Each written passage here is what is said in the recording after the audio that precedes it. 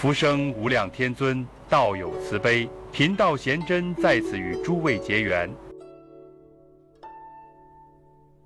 在《道德经》第72章中，老子继续他一贯的警醒姿态，他再次将目光投向权力、制度与人心的微妙张力之中。他不是用控诉的语调，而是用一种洞见人性与社会运行规律的方式，对权力者发出一种沉静而深远的提醒。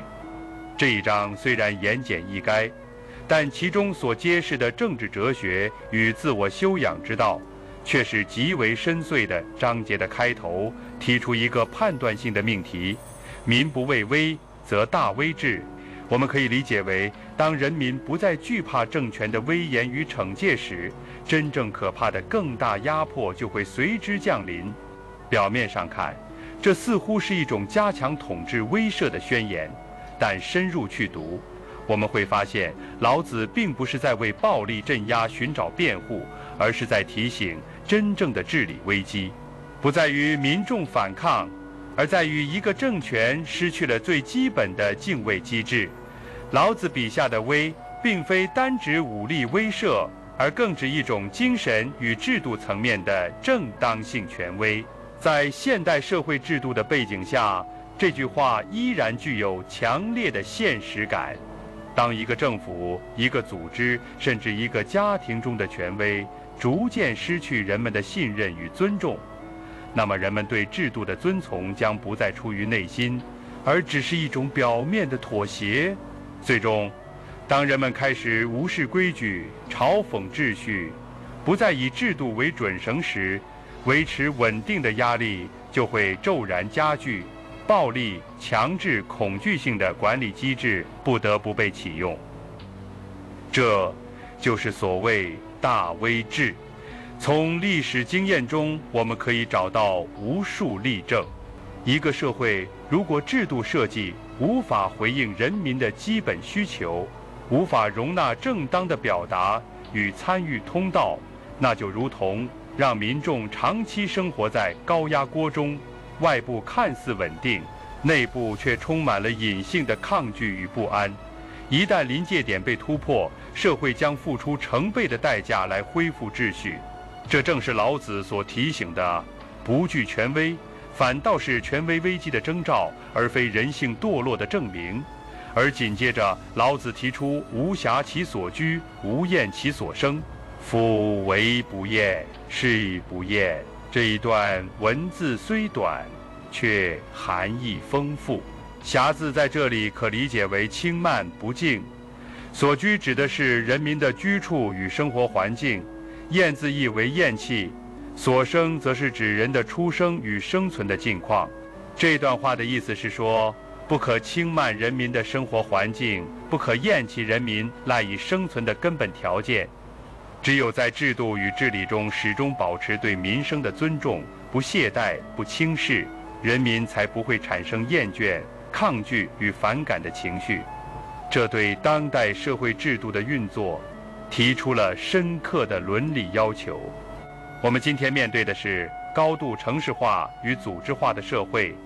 基层治理、住房公平、医疗资源、教育机会、生态环境，这些都构成了人民所居所生的现实基础。如果一个制度在施政中忽视了这些日常层面的关切，只追求宏观数字的增长或制度模型的精致运转，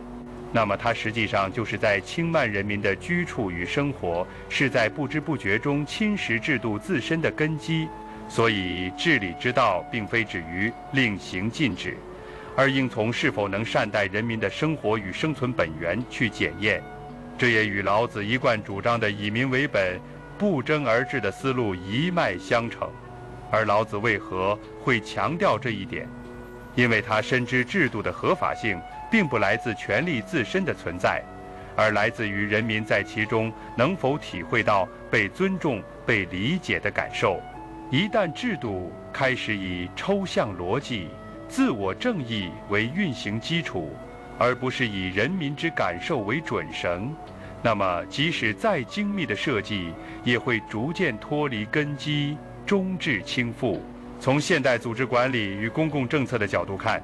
老子的这段话实际蕴含着深刻的社会心理学原理。人们对制度的认同来自于一种隐性的契约，即制度能在日常中体现出对个体的关怀与尊重。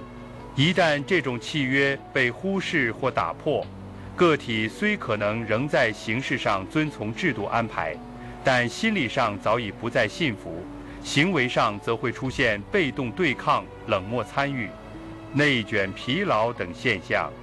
久而久之，制度与民众之间的信任关系便会瓦解。而要避免这一结果，老子开出的方剂是极为朴素的，那就是夫为不厌，是以不厌。治以不厌，意思是说，只有治理者本身不感到厌烦、不轻慢、不怠惰地对待人民的生活与所需，人民才不会反过来对制度产生厌恶之情。这种相互的敬重是良性社会运转的基础。转入个人修养层面，老子又回到他一贯的圣人之道。他说：“是以圣人自知不自见，自爱不自贵，故去彼取此。”也就是说，真正的智者懂得自我认知而不自我炫耀，懂得珍惜自己而不自我标榜。在面对权力、身份、地位这些诱人的表象时，他选择舍弃那些浮华的标签，而回归到一种自内而外的谦逊和真实。这一点对于当代个体的自我修养极具现实意义。尤其在今天这个信息爆炸与身份符号不断外化的时代，我们很容易陷入自我展示的焦虑之中。社交平台让每个人都成为自己的宣传官，而舆论环境则强化了把可见性当作价值的趋势。然而老子提醒我们，一个真正有力量的人并不依赖于被看见、被认同来确认自我。他清楚地知道自己是谁，也懂得不将内在价值转化为对外的优越感，才是自爱与自知的真正体现。他所提倡的是一种去除虚饰的修养，一种宁静而深沉的内在安顿。这种态度不仅适用于个人在日常生活中的行为方式，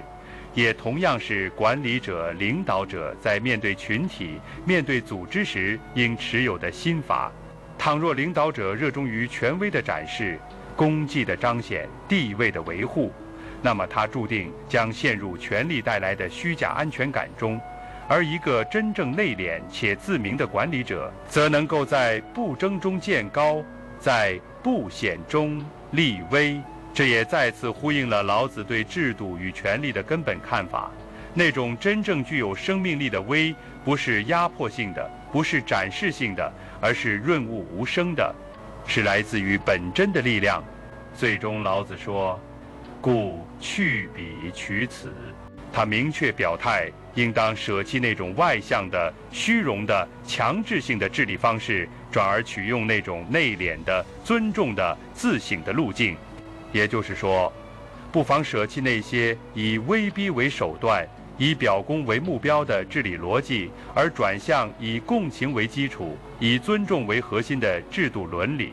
在这个意义上，老子所言的去彼取此，不只是个人修养的取舍，更是制度文明的选择方向。从整个章节来看，第72章贯穿始终的是一个以敬为中心的伦理结构：敬民而不欺，敬己而不炫，敬道而不造。它不仅是一种古老的政治智慧，更是对当代制度改革与社会运行模式的根本启示。我们今天建设的每一个制度模块，不论是教育、医疗、住房还是司法，都应回到这个原点：它是否真的尊重了人？是否让人在其中感觉到不被轻慢、不被厌弃？只有当这个前提得以实现，我们才谈得上长久的制度稳定。而个人呢，也只有在真正了解自己的基础上，不再依附外在标识来定位自我，才能实现真正的自由。而在下一章，老子将更进一步地揭示人和天、顺与强、勇与死之间的张力。他将带我们进入一个更加深刻的命题：天之道如何在看似不争中制胜，人之勇又该如何选择不死之路？那将是一段关于天道无情却又厚德载物的深刻揭示。欢迎在评论区分享你的感悟。道德经的智慧应该被更多人看见。关注频道，我们下期再见。